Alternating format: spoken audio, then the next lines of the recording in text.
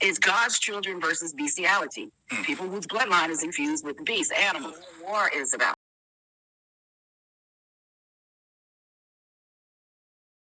What she says right there is the truth. It's the gospel truth. She said it's God's children versus those whose bloodline is infused with the beast.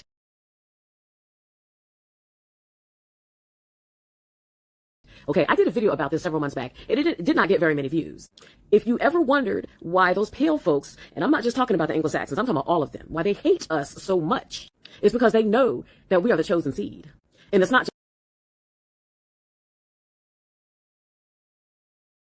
just them. It's also the real Africans. Now, they call all of us Africans. All of us are not Africans, and I've proven this in my videos.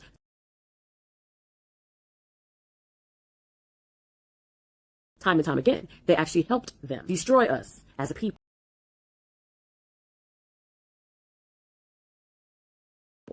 I'm about to show y'all proof yet again that what this lady who wrote The Matrix is saying is absolutely true. For those of you who are not familiar with Adam and Eve, there was a garden, and there was a tree in the middle of the garden that had fruit that they weren't supposed to eat according to their God. And the serpent tempted the woman to do so. She did so. She gave some to Adam. And so as a result of it, there was a curse that was outlined. And basically the God had said to the serpent, because you have done this, because you deceived the woman, I will put enmity between you and the woman, and between your seed and her seed. And this is the reason why there's so much contention between us. And this is what this lady in The Matrix said, that basically there is a war between the beast seed and the woman's seed. We are of the woman's seed. They are of the beast seed. Everything is hidden in plain sight. The devil is often depicted as having a tail, as you can see here.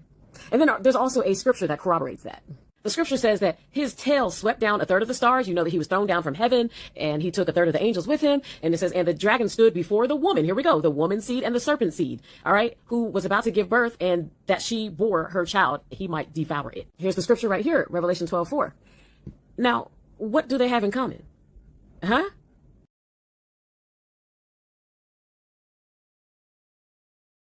What do they have in common?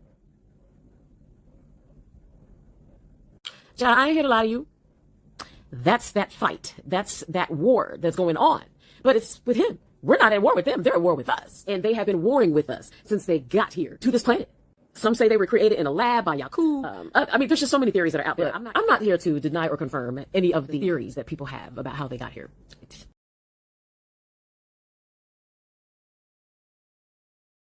But anyone who has eyes to see can clearly see that those people have been at war with us since they got here to this planet. With all of the indigenous people of the earth. Ask the Australians. Ask the Africans. Ask the Indians. You already know what's going on over here in America. That's no secret about what they've done to us. And said that we came over from Africa so they can come over here and steal our land in America. It's not us. It's them. You see this? Huh? Colonization of North America. Racial and ethnic minorities. Huh? African. I hate that. African, because we're not Africans. Indigenous have repeatedly been targeted by people. Huh? It doesn't say that we're the ones that target them. It's them who are always targeting us. But they make it seem like we are the violent ones, that we are the bad ones, that we're the ones that are committing all this. No, it's them. Huh? What does it say? What? Huh? Groups. Yes. Violent race riots. Often devolved into massacres.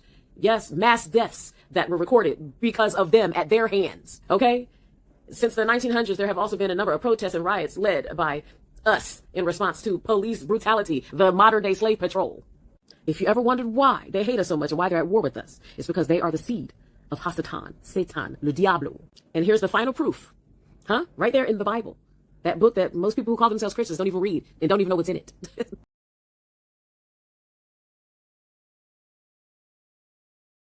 Huh? I will make them of the synagogue of who? What? Which say they are what and are not? Huh? They are hello, it's right there. It's in the Bible.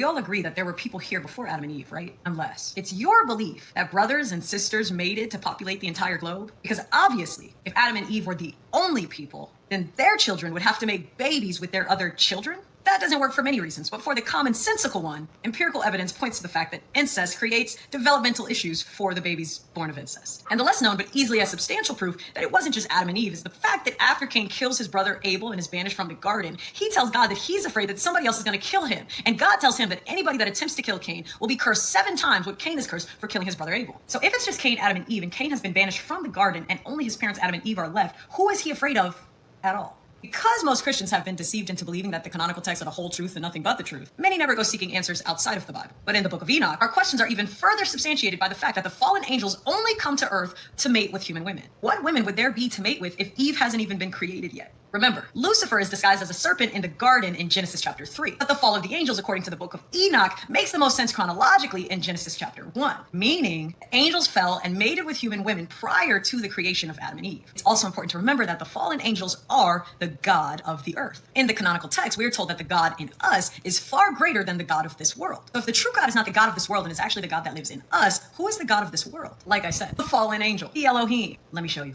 Bind them fast for 70 generations in the valleys of the earth, till the day of their judgment and of their consummation. Let's break that down. First, for context, the fallen angels are being judged and condemned for 4 specific reasons. First, for mating with human women. Second, for teaching forbidden knowledge, including astrology, cosmetics, and magic. Almost as if to suggest that these were heavenly practices.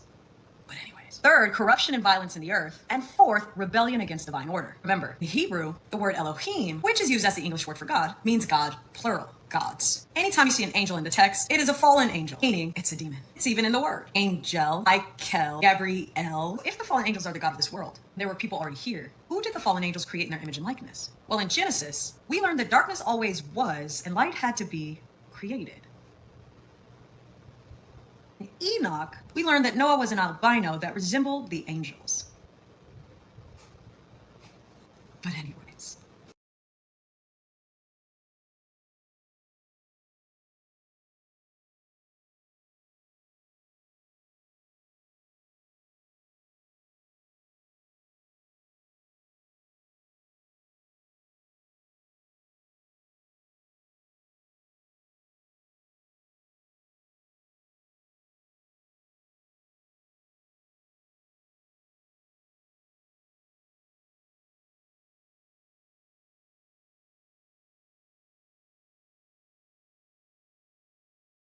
I'm sure you all have heard the sayings that we're all red-blooded humans. We all bleed the same. But did you know that that's not true? The devil walks amongst us in human form.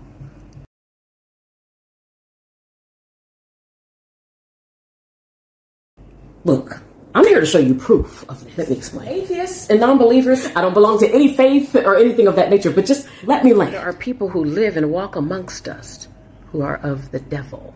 Long story short, there was a serpent and a man and a woman in a garden, and the man and woman were told not to eat of the fruit of a tree of knowledge of good and bad.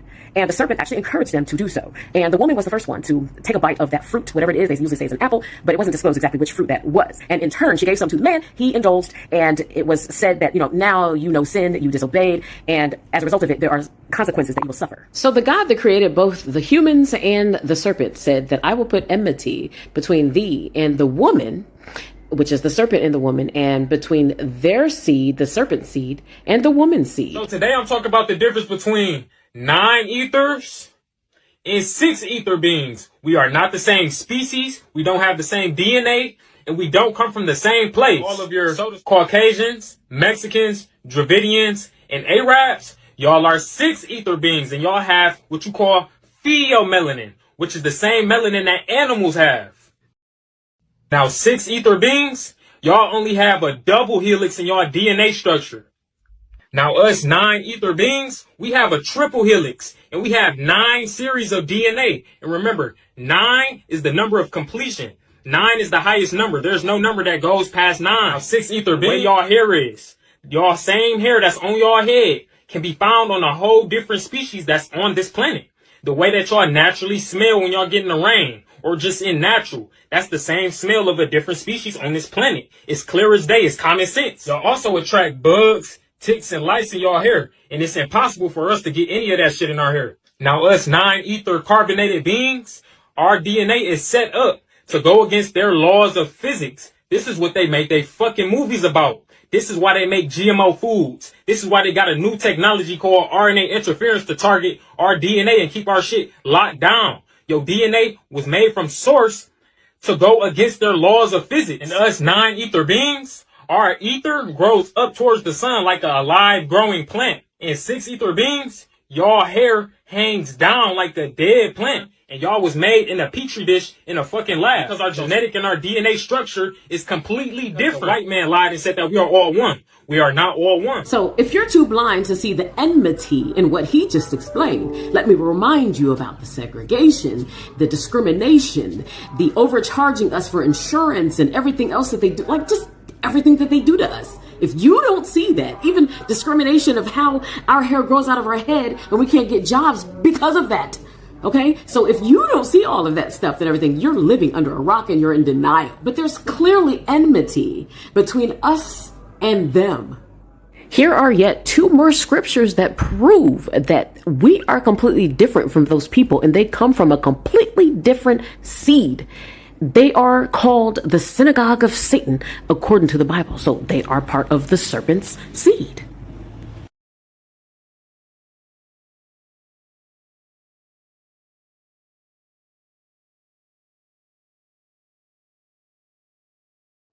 At the same time declaring us 3/5 human. But that's another video. In order to keep their numbers up, they have to make what they need us to survive, not the other way around. So those of you who have children with them, then you are allowing them to continue. So if you want the continued subjugation and oppression, then continue to mate with them and procreate with them. Yeah, because you must love it. You must enjoy it. So if you stop mating with them, then they will disappear. Like, real talk. I'm not here to tell anybody who they can and cannot date. That's not what this is about. I'm just trying to shed truth and light. For those of us who are awake, we know what time it is.